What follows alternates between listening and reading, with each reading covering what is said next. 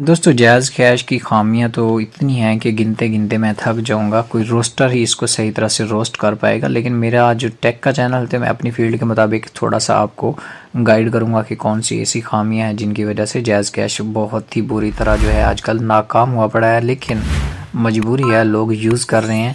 जिन लोगों का business jazz cash की वजह से चल रहा है तो वो उसको छोड़ नहीं पा रहे। तो दोस्तों जैज़ कैश को मैं लॉगिन करता हूँ, अपना पिन कोड लगा लिया मैंने। आप देख सकते हैं जो येलो कलर का सर्कल ये घूम रहा है, ये जो डॉट्स घूम रहे हैं, कितनी देर लगा देते हैं ये इसको लॉगिन होने में। तो दोस्तों यहाँ पे 11 रुपये 60 पैसे मेरे शो हो रहे हैं। मेरा 100 रुपया यहाँ पे अभी अपडेट नहीं हो पा रहा। मैंने 5 मिनट पहले एक नंबर पे अमाउंट लिख के बैक कर दिया था, उसको स्टक होने के लिए जानबूझ के मैंने चेक किया कि कितनी देर में पेमेंट वापस आती है, लेकिन अभी तक पेमेंट वापस नहीं आई। किस तरह स्टक होती है पेमेंट मैं अभी आपको दिखाने वाला हूँ। Send money jazz cash transfer पे आ जाता हूँ मैं। यहाँ पे एक नंबर लिखता हूँ सिंपल सा। तो नंबर लिखने के बाद दोस्तों यहाँ पे मैं क्या करता हूँ, 11 रुपये मेरे पास पड़े थे ना, मैं इस पर 10 लिख देता हूँ। ओके हो गया। अब वो कह रहे हैं कि जो हमारा नेटवर्क का इशू है, ये आप पेमेंट सेंड नहीं कर पा रहे। हालांकि हम 10 रुपये की 1 रुपये की पेमेंट सेंड कर सकते हैं, इजीली सेंड कर सकते हैं। तो अब मैं इसको वापस बैक करता हूँ। 11 रुपये पड़े, 100 रुपये मेरा वापस नहीं आया। अब मैं दोबारा से 11 रुपये सेंड करने की ट्राई करता हूँ।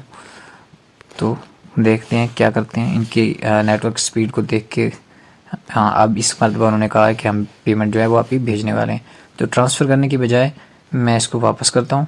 Back back back. अभी 11 रुपये खड़े हैं, लेकिन अब दोबारा मैं आपको एक हैरत अंगेज़ चीज़ बताने वाला हूँ। यहाँ पे आप देखें इनका सिस्टम कितना स्लो है। ऐप को थोड़ा सा आप अगर ज़्यादा बोझ देंगे इस पर तो ये बिल्कुल स्टक हो जाएगी। चलिए मैं नंबर लिख लेता हूँ। यहाँ पे नंबर लिखा। आप ऐप की स्पीड चेक कर सकते हैं कितनी स्पीड आ रही है आपकी। यहाँ पे अमाउंट लिखी, ट्रांसफ़र पे क्लिक किया, पिन कोड वाली जगह पे आके मैं इसको पिन कोड वाली जगह पे आके इसको बैक किया। Back back back. 10 रुपये गायब, ये गए ज़कात में कंपनी के खाते में। दोस्तों ये 10 रुपये और 100 रुपये पहले जो मेरा उड़ा है, ये कंपनी खाएगी नहीं, बिल्कुल नहीं खाएगी। देखें पहले वाला जो मेरा था 100 रुपये इनका स्टक हुआ था, और अब क्या इन्होंने 90 रुपये वापस किए। देखें कंपनी का कैलकुलेटर चेक कीजिए ज़रा, अभी आपके सामने वापस आए। खाएगी नहीं, जैज़ कैश बिल्कुल नहीं खाएगी, वापस आ जाएंगे। लेकिन कभी 4 दिन में, कभी 7 दिन में, कभी आपको 15 दिन में, और एक मेरे दोस्त को तो 3 महीने के बाद वापस मिले हैं। कंपनी खाती बिल्कुल नहीं है, बस थोड़ी सी कंपनी गरीब हो गई है, आम लोगों के अकाउंट से पैसे उठा लेती है।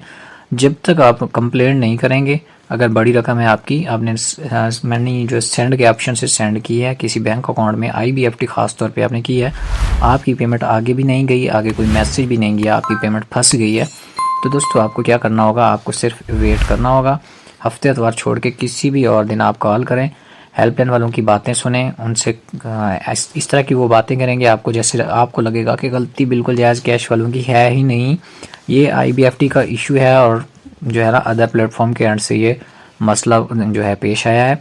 आपकी पेमेंट आपको कहा जाएगा कि आगे वाले अकाउंट में चली जाएगी। हालांकि कतन ऐसा होता नहीं है।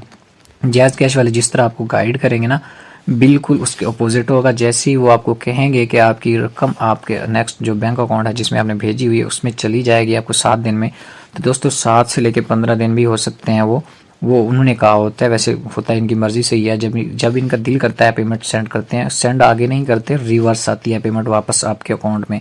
मेरे पास प्रूफ मौजूद हैं, कॉल रिकॉर्डिंग्स मौजूद हैं, मेरी काफ़ी पेमेंट्स जो स्टक हुई थी, जिसका उन्होंने मुझे कहा था कि आपके अगले नेक्स्ट जो अकाउंट है जिसमें आपने सेंडिंग की है, चाहे वो आपका कोई भी बैंक हो, तो उसमें भेजी जाएगी।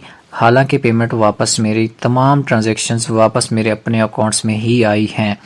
तो कहने का मकसद ये है कि इनकी जो टीम है, जो अमला है, जो ब्रीफ करता है हेल्पलाइन पे, जो गाइड करता है, वो बिल्कुल नाकारा है। इनकी जो सिक्योरिटी है वो बिल्कुल बेकार हो चुकी है। इनकी जैज़ कैश ऐप्स के ज़रिए इनकी पेमेंट्स जो है वो हैक हो जाती हैं, कस्टमर्स के अकाउंट्स से पेमेंट्स निकाली जाती हैं। कंपनी इस चीज़ की क्लेम नहीं करती, इस चीज़ के बारे में बात करना भी वो समझते हैं कि जो है ना हमारे टाइम ज़ाया होता है इस चीज़ में। अगर उनको कहें कि हमारी सिम है, हमारे पास है, हमारे पास कोई एंड्रॉयड मोबाइल नहीं है, हमारे पास ऐप लॉगिन नहीं है, उसमें से पैसे निकल गए हैं, तो हेल्पलाइन वाले इस चीज़ को मानने से इनकारी हैं। वो कहते हैं जी हमारा इस चीज़ से कोई लेना देना नहीं है, आपकी ऐप जो है वो किसी मोबाइल में लॉगिन है तो उसने पैसे निकाले हैं। हालांकि OTP के बगैर किसी मोबाइल में ऐप लॉगिन नहीं होती। तो हैकर्स के पास स्पेशल वर्जन जैज़ कैश के मौजूद होते हैं जिससे पेमेंट्स वो निकाल लेते हैं। ओवरऑल जैज़ कैश बिल्कुल जो है वो रिस्की हो चुका है। इस पे काम धंधा जो है वो लोग कर रहे हैं, अपनी मजबूरी पे कर रहे हैं।